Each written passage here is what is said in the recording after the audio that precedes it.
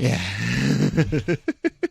Who would have thought, covering the eyes, block out some light, help with the head. I have to use my sunglasses, not indoors in low light like we have right now, but out in shopping areas, doctors' office. There's so much fluorescent light. It's too much. I know it's weird. We're the couple that always wear sunglasses everywhere we go.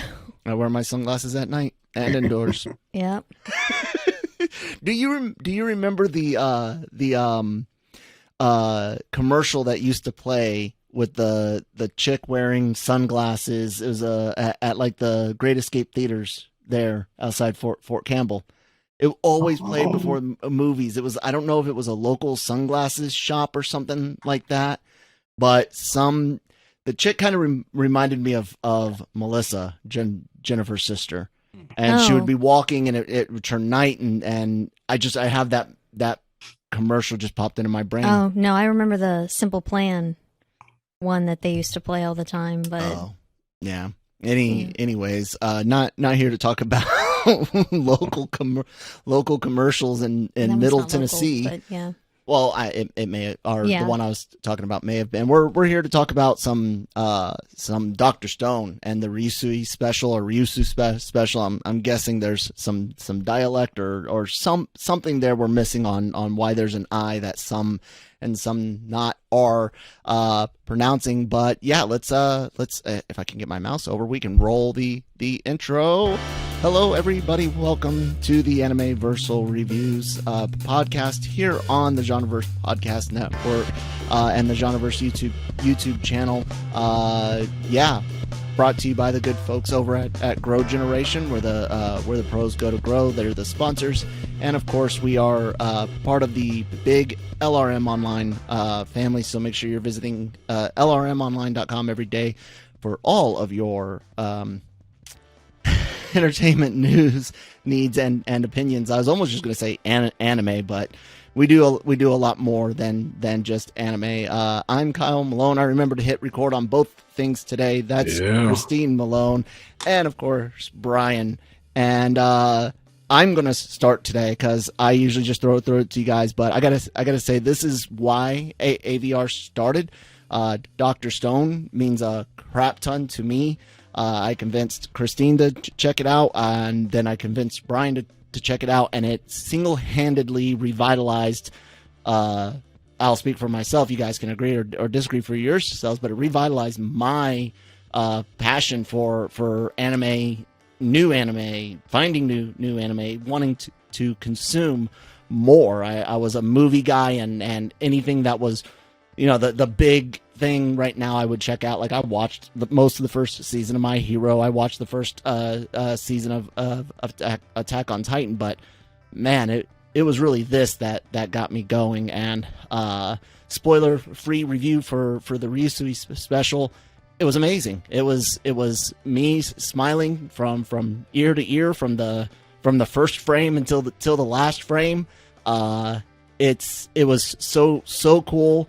I'm both very, very, very happy they did this hour-long special, but also kind of upset because it's like, oh my god, I would have loved to seen the roadmap explored a little bit more towards what they build for this. I would have loved to seen that throughout a whole arc, because I think this one episode would have easily been a good 8 to 10 episode arc itself, but I loved it. I absolutely loved it, and I can't wait for season 3. Christine, what'd you think of it?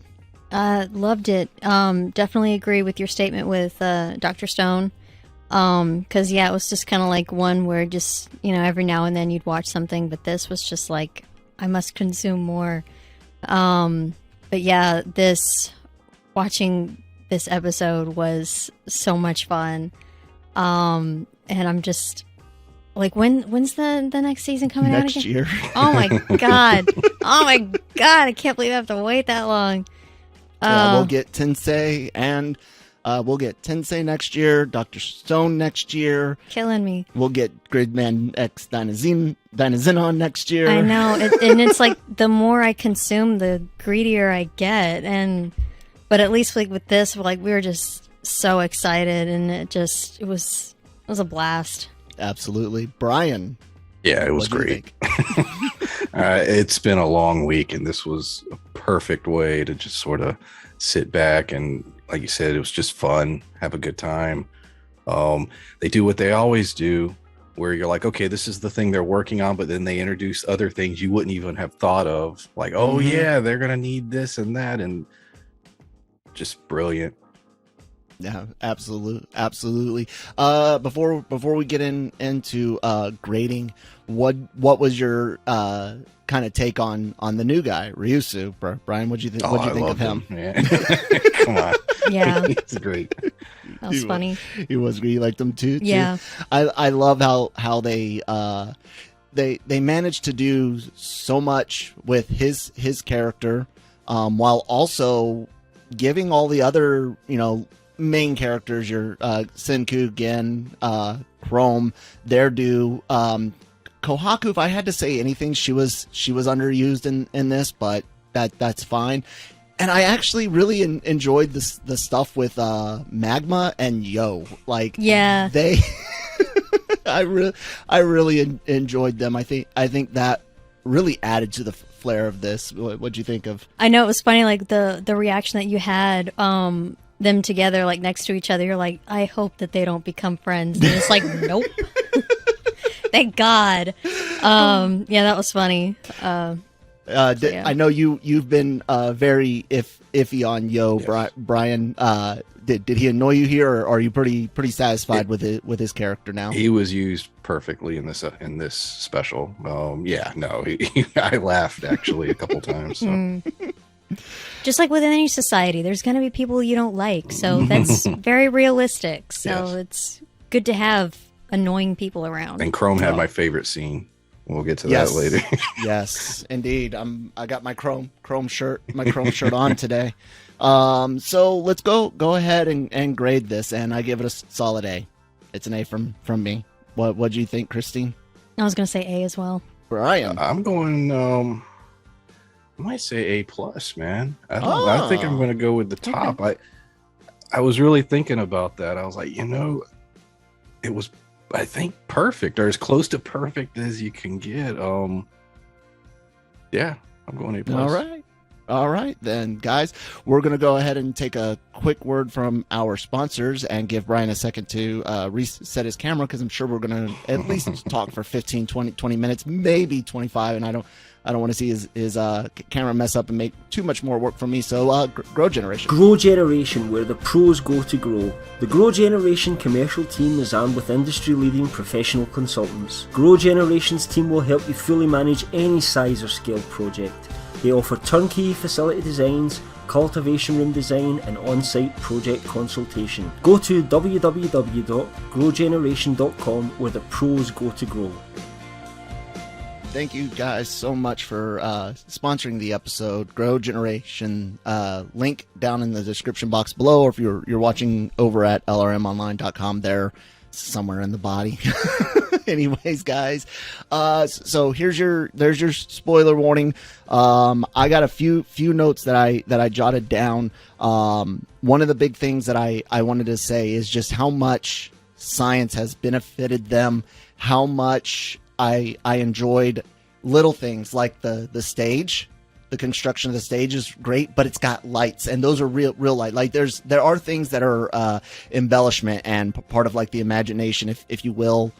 There, it's going to enhance the scene, but the lights, the lights were real and stuff like that, and they're turning on and off and spotlight, and that just blew my mind for that type of detail and that type of showmanship that Gen wanted to make sure, because this show that they start off with a recap, and thank God they didn't do like a 10-minute recap.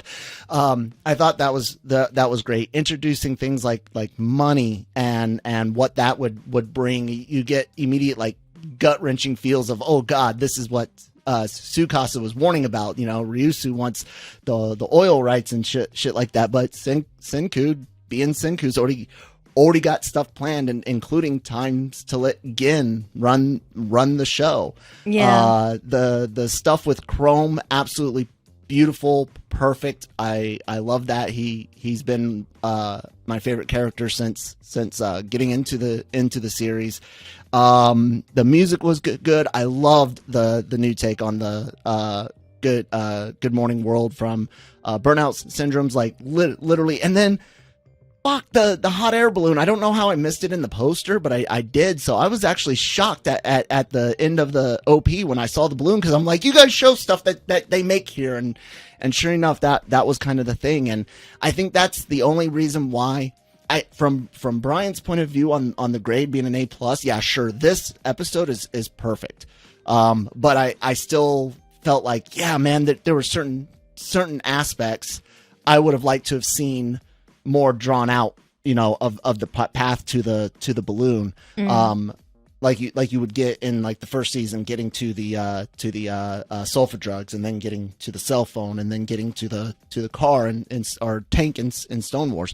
But even though it was an hour long, super compressed, it's three episodes basically, it felt really, really full and really, really well thought out. Christine, spoiler things you want to talk about, mention before we can get into any nitty gritty side stuff. I loved how like Chrome was able to make it back for the drawing. Like he's like desperate, like he knows, he's like, I gotta be a part of this. I love the manipulation of the drawing. Like they've already got this planned out. Even like the money thing that you had mentioned, like everything about, like, as soon as Senku gets the explanation of this new character, he's like, okay, I get it. And like as soon as he's like finding things out, he's finding ways to be a few steps ahead and to figure things out. And everyone knows how Senku works, and they're able to be a few steps ahead, like Gen. And so they're able to let things not, fall into chaos. So it's just fun to watch, and his character is a lot of fun. So yeah, I just really enjoyed it, and the hot air balloon was really awesome, and just watching Chrome's face enjoy, being up in the air. I just this whole episode, like Chrome, I really enjoyed the hell out of watching him, like throughout the whole thing. Like it was mostly him I enjoyed. Brian, all the economic stuff. That was just brilliant. Yeah. And because it was very complex, and you could almost teach economics a little bit with this episode. Yeah.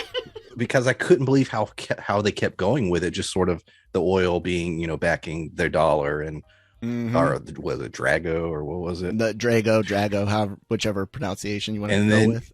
The manipulation of essentially the stocks. Like, well, it's the value isn't there if we don't do this, and just all of the way that was played out, to having a store, to bulking up their currency. That was all so brilliant. And then sort of the little to cap the episode, it's like, yeah, the money is powerful, but people are more powerful. Sort of the manipulation almost of people and using them as power. I don't know, there were moments where you're just scratching your head, like Senku is doing this all for the best things, but in a way there's some devious tactics being used. But I mean, it is to better everything and everyone. But yeah, the ends justifying the means, and it was very funny. Finding that balance for how much bad you're willing, how bad you're willing to be, or how devious. I mean, the whole Stone Wars thing, the lie that the world didn't end, that the states are still running and the U.S. is going to come and save everyone. Like that in and of itself was a very, very devious plan. I loved it. I thought this was great. And like I said, I keep bouncing back and forth between, oh, how dare you give us this condensed thing, but it's also like, oh my God, now there's so many, so much open in front of us, because we don't have to do this part for the oil fields and getting there. Where, man, they're setting season 3 up to be freaking incredible, and I feel like I don't know how many episodes there's going to be in season 3, if they're going to do two cores or not, like they did for season 1. But it feels like the ship is still a long way off, like a long way off, and because it takes a while. And I'm excited. Yeah, I'm excited for it. So let's get into Ryusui a bit, or Ryusu, the new character. I love the. Oh God, what was her name? Minami, helping them find him. She was like, let's go to this academy, the sailing academy. And no, you don't want this guy. He's the biggest, narcissist asshole, but all the skill in the world. Senku hearing all this and just while she's talking, go ahead. It's awesome. I loved it. You don't want that guy. Oh my God. Yes, I do. Yes, I do. I found the character to be very, very similar to Gen, in where I really wasn't sure how much will Senku and the others would be able to exert on him. What would happen, and the dude played right into Senku's hands, but you could also see moments with him where he's getting excited by the adventure, by the thought of being the new first for a whole bunch of things, so to speak, the challenge even. And yeah, of course, if society's going to come back, I should start securing some rights to shit like resources and land. So yeah, I think the character's great. Brian, talk some Ryusu. I just love the fact that Senku realized he needed a captain. He's like, I'm smart and all, but selling is a very dangerous thing, and many crews have been lost through time, and so I like that aspect, and also like the whole like going back to the economics, him being smart enough to be like, okay, we're going to dig for oil. I want to own that, and realizing that just that startup right there would put him as the richest guy in the world. And just, it was just very funny that he immediately jumped to that conclusion and how to do it. And, the character was great. And it, like you said, such a great introduction. We don't have to spend any time when the new season hits building up a character. We pretty much have a good understanding of who he is, how he operates, are out the gate. So yeah, I liked it. Christine, the new guy. I know, just fresh out of the petrification, and he's already trying to charm the ladies. I should get dressed. I'm in front of 3 pretty ladies. I like that. So Magma. Nikki's not pretty. You mean two, right? Yeah. That was funny. And Nikki's the most girly girl of them all, besides Yuzuriha. So I know. She's so strong, but it's like, you don't. Strength and girliness can go together. Gosh. Yeah. But yeah, it was funny. He's like already trying to, get his foothold in, but it's he's not really doesn't have that. He doesn't have his bearings yet of what Senku can do, so obviously he can be manipulated. So it was just funny watching him be manipulated. So it was cute, and I'm ready to see what all he can do. Although it was fun watching him it's gonna rain. So I loved that, and his explanation, proving his own value. Right off the bat. He explained in all that detail. Essentially, it's gonna rain. It's gonna rain. Yeah. I liked that. One of the best parts with him was Gen and the lottery drawing for the seat in the hot air balloon, which we'll get to the hot air balloon, and then we'll talk about Chrome and whatever else you guys want. But that whole mentalism game of forcing, and I knew Gen was going to do a force. You could tell why else bring out cards. I didn't know. As soon as you see him push the card out to try to do an obvious force, I was like, well, he's just going to play the "you want what you can't have" game, and that's what he did. And I thought that was brilliant. Get the guy to do it for free by not giving him what he wants, and it was a brilliant moment, and it's why Gen might be what? Do I have something on? No, I scratched my cheek. You're fine. It's why Gen is one of the best characters out there, and he's one of those characters as the season 1 and 2 went on, or season 1 in Stone Wars, however you want to word it, to where you were really apprehensive about losing him to Tsukasa, like, you know, him turning out to be a turncoat to Senku in the Kingdom of Science, and when he just settles in and he's completely dedicated with the Kingdom of Science, man, he's an amazing character. I really thoroughly enjoyed it, and I would have loved to have spent more time with Kohaku and Ginro and Kinro and Kasake and all of them, but we got season 3, so I really like that. The hot air balloon is a big deal. Anything else to say on Ryusui, guys? No. All right. So the hot air balloon is a huge deal. Like I said, I don't know how I missed it in the poster, but I did. So I was shocked when I saw it, and it's like, you guys are going to get in the. Excuse me, you guys are going to get in the air before you get on the ocean? Like, holy crap. And I was sitting there racking my brain, like, what gas are they going to fill it with? And I was like, oh yeah, hydrogen. You ever hear the Hindenburg Senku? That's not the most brilliant idea in the world, but hey, it worked. It's small scale, so it's not that big of a deal. The Hindenburg was huge, and they probably used a hell of a lot more just regular air instead of any type of gases. So just heating up regular air. I thought the hot air balloon was a wonderful thing to bring in. A lot of people don't know how old hot air balloons and air recon is. Dating back to like the Civil War, even we used hot air balloons for mapping, recon, for strategic planning.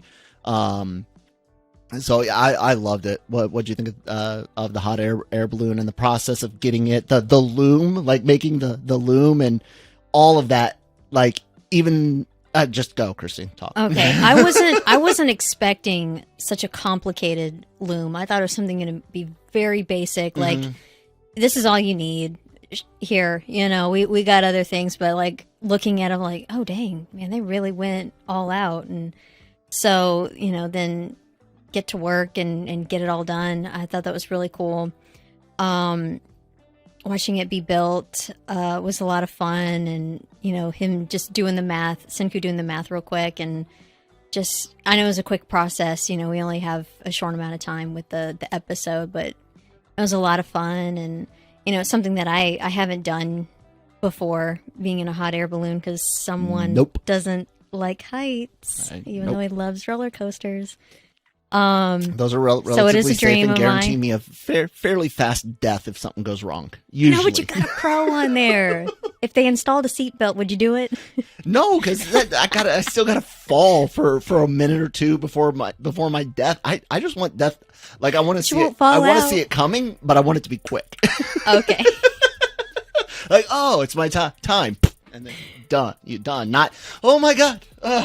Yeah, well, this is really gonna suck, and then die. Like, no. Yeah, it was my favorite part, watching Chrome be in awe. We'll talk more about Chrome later. But we're talking about getting to the hot air balloon. Fine. Jumping ahead. But I wanted to because I was all excited. Okay, fine. I'm done. Okay, Brian. Well, the lead up to it, you know, the fact that they hadn't yet accounted for geographical changes through volcano and Fuji. Yeah, Fuji, you know, and he was estimating how many times it's probably erupted, and the fact that all our maps are wrong. We got to start over. And that when that scene happened, I was like, oh shit, that's cool. I didn't even think of that. I'm like, yeah, you would. And then, you know, obviously it escalating to, oh, we're going to do the hot air balloon. And it's like, oh, we're going to do that now. And like you said, they're just constantly throwing things. I mean, it was such a fast paced special. But yeah, the hot air balloon stuff was all great. The ending, the storm, the way they got out of that, all really cool, fun. Absolutely. What I really liked leading into that dealt with all the economics, Brian, that you liked. Yuzuri Ha's clothing line, like that. The fashion show. That right there was the fashion show. Like I don't think like there's times in there when they're making the hemp cloth for the air balloon, and there's that whole ancient old people versus the new people, basically, the primitives, which are the stone world people, versus the resurrected or depetrified class, and there's always this who's more valuable, and it's like, well, we're all valuable, and that even goes into the hot air. I know, and watching Suika just going to town and they're like sewing, and we're used to sewing leather. This is just cloth, man. We could do this all day. Yeah, and then the people who had been depetrified, they're like, I don't even sew. I just buy my clothes. Exactly. They don't know what they're doing. And I think that's why the clothing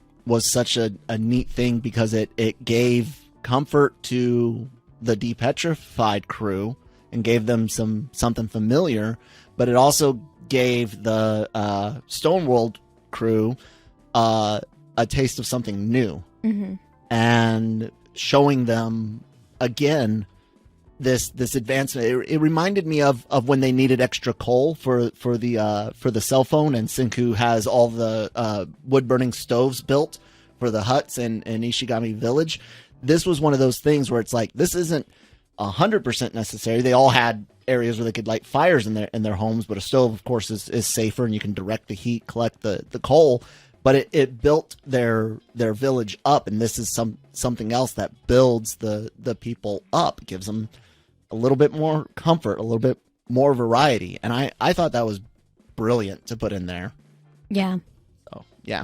All right. So we'll talk now. We'll talk about Chrome, and we could talk about the hot air balloon trip itself. But the interesting thing is they kind of set him apart. He's like, I'm going to go be the group that are, the one that goes to locate the oil fields. He goes out with who was it? It was Kohaku, Chrome, Ukio. I think it was just those three. That was just those three. Yeah, it was just those three, and they finding food. Like, as soon as they find the waterfalls, I was like, oh man, Fuji must have erupted. Like, even I was just like immediate, like, yeah, that's got to be it. And I love, like Brian said, that they included that, because that's not. I mean, Brian, think about every post-apocalyptic thing we watch, especially here in the West. How many of them account for an earthquake or an eruption in Cascadia or Yellowstone or the New Madrid fault not too far from you, which once slipped and made the Mississippi River flow backwards? Like, that was such a cool little moment. And Chrome being that, that land adventurer comes back to play for the hot air balloon, but it's his one thing of Senku told me that the world is round, and I have to see that. Like, yeah, sure, I know it because Senku said it, but my primitive mind, and he even says it, for people like me that have never seen it, that just it's mind-boggling to think about that.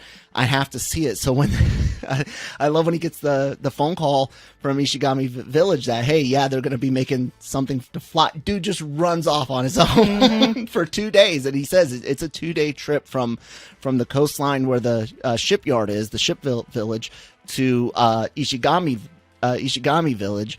And he makes that trek, and you have this wonderful moment where he's just like, I have to see this, so I'm going to pull the right card no matter what.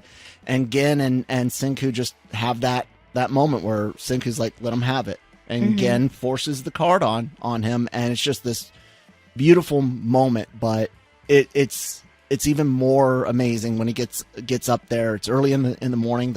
The ground crew is just in awe of this thing lifting off the ground, but he gets to see the fact that up high you'll see the sun come up before the others, and the others see the gleam off of the top of the balloon from down on the ground, and it was very, very, very, very emotional. Yeah. because we've all been there where we needed to see something, needed to experience something, felt something new for the first time, or figured out how something worked. Yeah, yeah.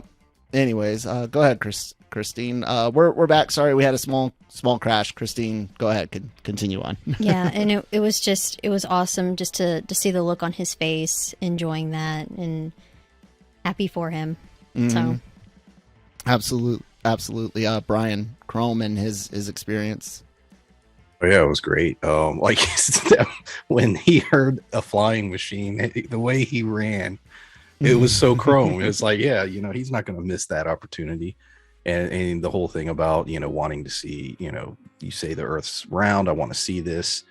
The whole episode, the first big chunk of it had so much going on. Chrome was sort of sidelined a little bit. And I was, I was like, I think of him as one of the sort of main characters. Yeah, absolutely. And then for him to sort of be a focal point for that last, 15 or so minutes, I thought was great the way it was written and planned out. So yeah, Chrome got his screen time.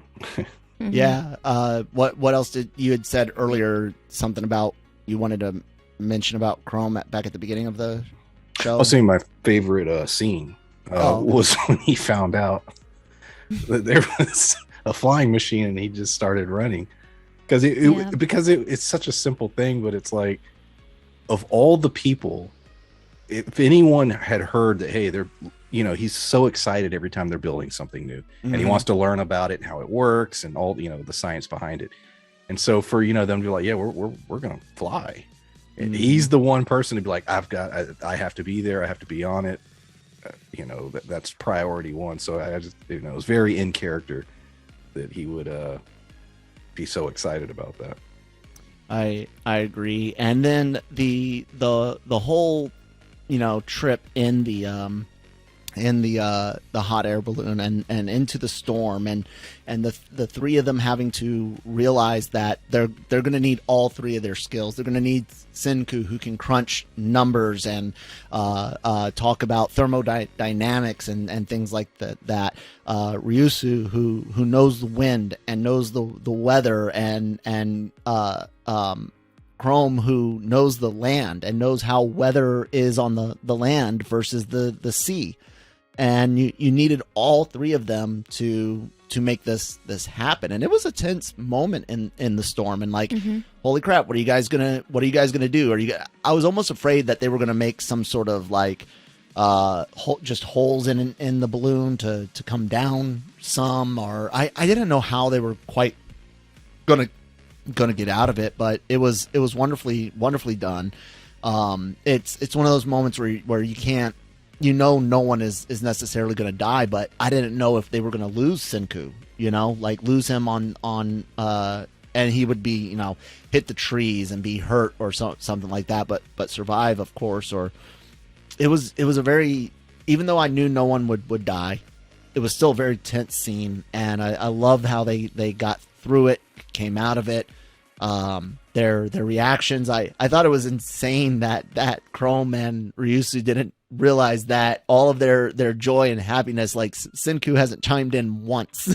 Yeah, I know, because he's hanging off the basket. It was great. I have no complaints about it. I know when he puts the petrification depetrification fluid in. As soon as he did that, I'm like, you better close it. And it's like I know that, you should know that, but it shows that even Senku makes mistakes. Yeah, because it was funny. I'm like, dude, come on, that's an easy one. Close it. Brian, did you think of Back to the Future 3 when he threw that stuff in? Because I did. Yeah. I did. I thought of the special logs that Doc Brown made that made the boiler burn hotter. Also the whole bird strike thing, because here's a new threat that they have to think about when they're doing anything aerial. It's just seeing Chrome take all that knowledge and like, oh, okay, this is a thing we have to think about. Yeah, no complaints. It's great. Any other things you guys have to say about Dr. Stone, man? Ryusui Special. However you want to fucking word it. No, I think that's it. I like his pirate hat. Yeah. I dig his hat. The fashion show was weird, though. I liked it. As soon as I saw it, I was like, "Oh God!" We both thought the same thing. Like Suika's out there. It's like, can she even see to walk down Yeah, there? I know, right? I'm like, she's gonna fall. Guys should have given her some glasses. Oh, I can't wait for season 3, guys. We will, of course, be continuing on with our Classroom of the Elite season 2. Brian didn't make it last week because of scheduling. This week we will be recording late Monday night, but we'll be getting those episodes to you guys Tuesdays, and I'm really excited for that. Yeah, make sure you guys are checking out lrmonline.com every day for all of your entertainment news, needs, and opinions, written articles and video celebrity interviews that come from our LRM YouTube channel, reviews, articles, news, all sorts of stuff, and all the podcasts are of course accessible at the website as well. Great shows like Breaking Geek Radio, the podcast does weekly news, usually has a movie or series that they'll review. Marvel Multiverse Mayhem, mostly reviews, but we'll also be doing news and stuff after Miss Marvel ends. It looks like I might be doing that episode by myself as well, because Nick doesn't know how to keep his calendar updated. But the Cantina does Star Wars news and leaks, rumors, discussions, and we'll review Andor once it starts. And the Daily Cup of Genre is in its soft relaunch, so to speak. So yeah, check that out. That's every Monday through Friday. Tries to be every Monday through Friday, and is just geeky pop culture news and discussions with Manny and myself. All of those go on the GenreVerse YouTube channel, so please do hit subscribe. Thank you to all 244 subscribers so far. I also do the Genre Shot trailer reactions on the YouTube channel, so check those out. Brian, tell them about your YouTube channel. PulpMythos. Talk about shows like Barry, Big Sky, Westworld. Check it out. All right. Christine, anything you want to plug? Social media or anything? Yeah, you can just find me at Adorable Doom on Twitter. All right. And, at that Kyle Malone on Twitter. The rest of the information and stuff is down below in the description box. Join our Discord, have some chit chats with us. We've got an anime room in there and a meme room, and it's a lot of fun. All right, guys, we'll talk to you, I guess, tomorrow, next day, whatever. Bye.